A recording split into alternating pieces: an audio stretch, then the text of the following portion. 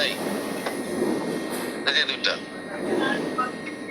দেখেন 3 অঙ্কের ক্ষুদ্রতম সংখ্যা, এরপরে তো অঙ্ক নাই, আছে ওই দুই তিনটা।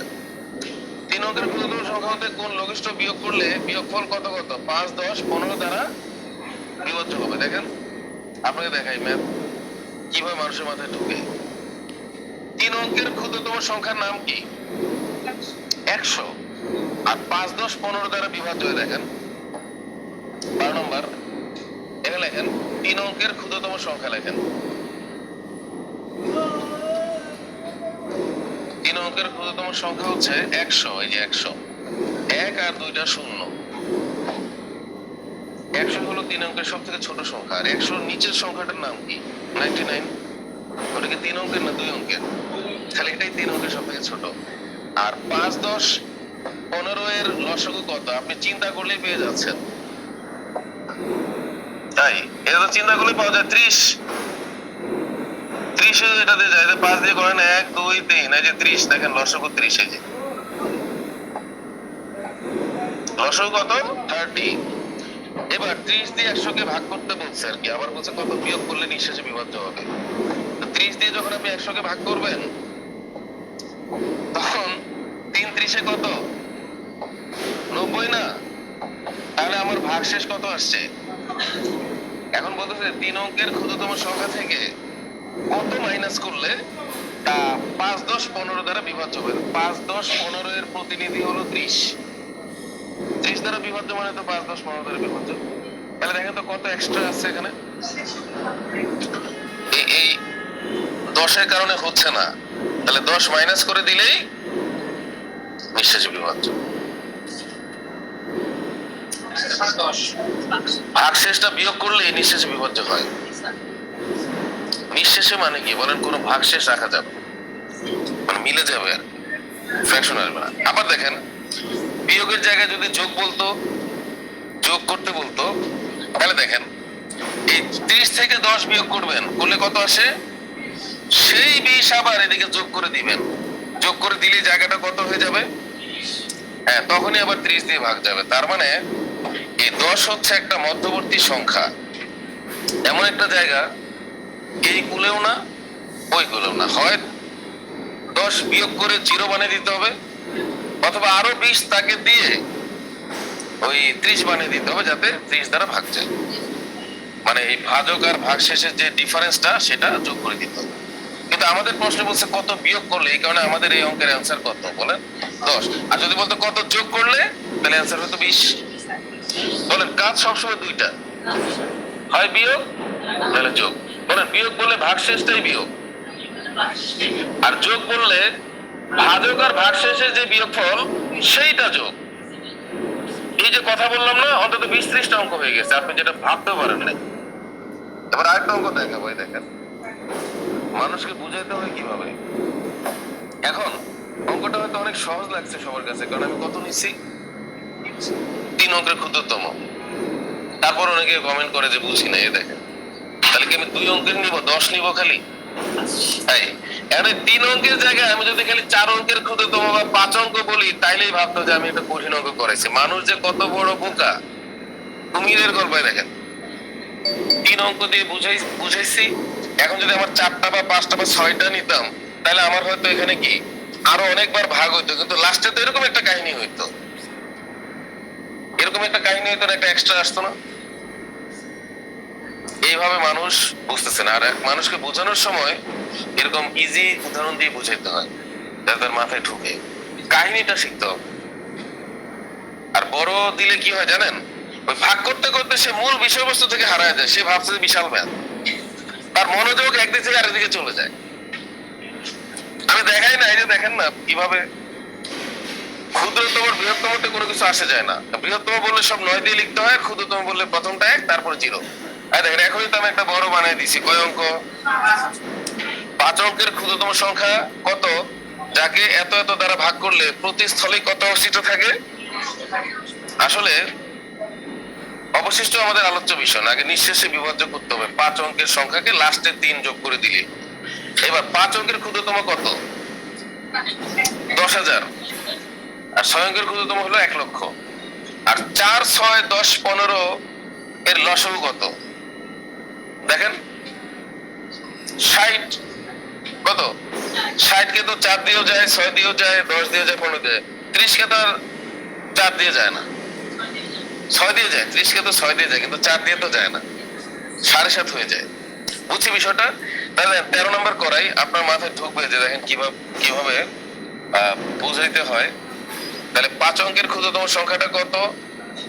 10,000। আর ওদের লসাগু কত? 4, 6, 10, 15, 60। 60 দিয়ে যখন আমি ভাগ করবো তখন কত আসতেছে? এটা আসলে মূল বিষয়বস্তু থেকে দূরে নিয়ে যায় এভাবে। আসলে এখন ভাগ করলে আমার এখানে এক্সট্রা কত আসতেছে? এই 60 কে 60 এক্সট্রা কত? 40। আমার বাড়তি কত? 40। কিন্তু এখন আমার শূন্য কেটে আনবো না, শূন্য কেটে এনে যখন আমি আবার 6 বার নিব, দেখেন আপনার মনোযোগ কোন দিকে নিয়ে গেছে। সারাদিন কিন্তু 40ই আসতেছে। আবার শূন্য আনবো না, আবার 6 বার যাবে, আবার 360। কত আসছে?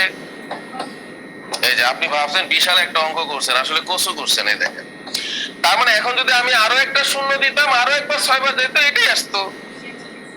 দেখেন মানুষকে কিভাবে শিখাইতে হয় সেটাও শেখালাম।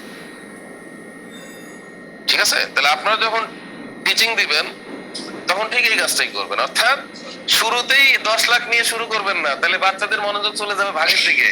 কিন্তু এখানকার মূল মনোযোগ এটা না, এটা হলো শয়তান এক একটা জিরো। আমি বুঝাতে পারছি? কিন্তু আমাদের মূল আলোচ্য বিষয় হলো এই সংখ্যাটা। তাহলে এইখানে যত আগে রিচ করা যায়, তাহলে 100 দিয়ে অঙ্কটা বোঝানোই সব থেকে বুদ্ধিমানের কাজ। মানুষ অঙ্কটা বুঝে গেল। আর এখানে ভাগ করতে করতে যেন আমি আরো 2টা দিতাম, তাতে কি লাভ? আপনি আরো 2 বার করে, এখন আমার সমস্ত শক্তি আমার এখানেই শেষ। আমি বুঝাতে পারছি? এই কথাটার দাম 1 লাখ টাকা আছে মার্কেটে, দ্বিতীয় কেউ বলতে পারবে না। সবাই খালি বড় বড় নিয়ে হাজির হবে, আপনি ভাবেন কি মেধার প্রচুর প্রকাশ দেখা গেছে। এভাবে দিয়ে নিজেদের জাহির করে আপনাদের ক্ষতি করে ফেলছে সবাই। এদিকে আসেন, কিচ্ছু নাই ম্যাথে, ক্ষুদ্রতম বৃহত্তম কোনো কিছু যায় আসে না। এই অঙ্কের খেলাটা শুধু এই জায়গাটার মধ্যে, এই যে এটা কেউ পড়াইতে পারে নাই কোনোদিন, এই যে এই জায়গাটাই মেন। তার মানে লাস্টে একটা এক্সট্রা আসবে, এটা বৃহত্তম থাকুক বা ক্ষুদ্রতম থাকুক, যত অঙ্কের থাকুক। দেন লাস্টে কাজ আমার 2টা, বলেন হয় 40 মাইনাস করো, 0 বানায় দাও, অথবা যেহেতু 60 আছে তাহলে এই জায়গাটা 60 বানাও।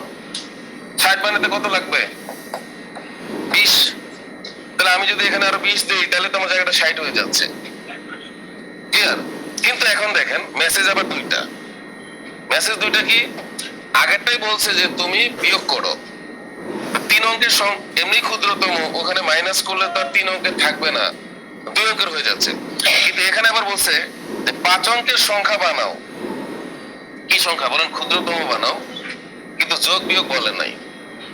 এইবার আবার ডিসিশন আমার, বলেন ক্ষুদ্রতম থেকে মাইনাস করা যায় না? বলেন, কারণ এমনিতে তো সে ক্ষুদ্রতম, মাইনাস করলে সে 4 ডিজিট হয়ে যাবে।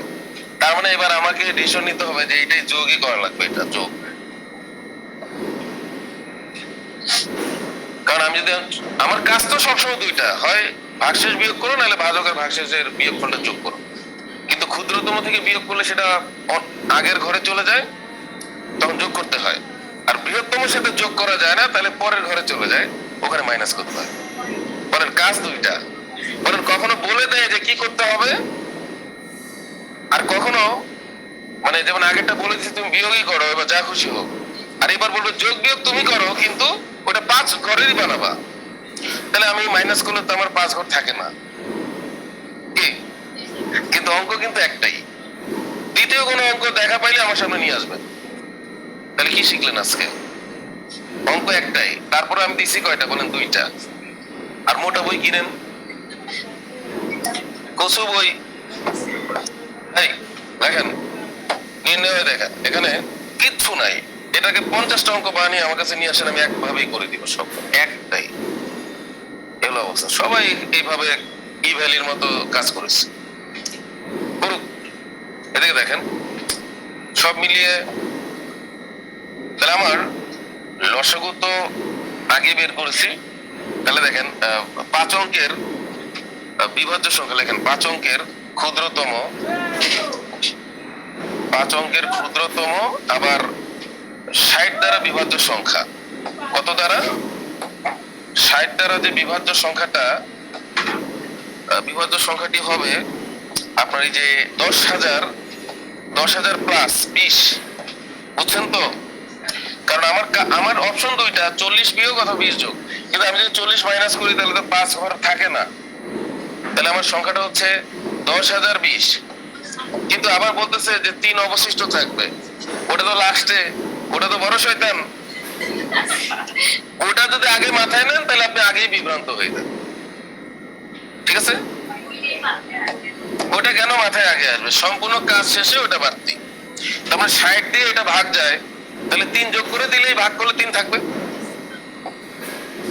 ওটার নাম বড় শয়তান। নির্ণয় সংখ্যা 10,020। দেখি কে বুঝেন আজকের ক্লাস? বুঝছেন সবাই? অঙ্ক যে আমার কথার মতোই সহজ, শুধু আপনারাই ছিলেন কঠিন, অথবা যারা পড়িয়েছে তারাও কিন্তু ব্যর্থ। ব্যর্থতার দায় সবারই। কি ক্লোজ করে দিয়েছেন কেন? আরো 3টা অঙ্ক আছে। কেন ভাল লাগছে না? ভাল লাগছে না? মাথার উপর দিয়ে যায়।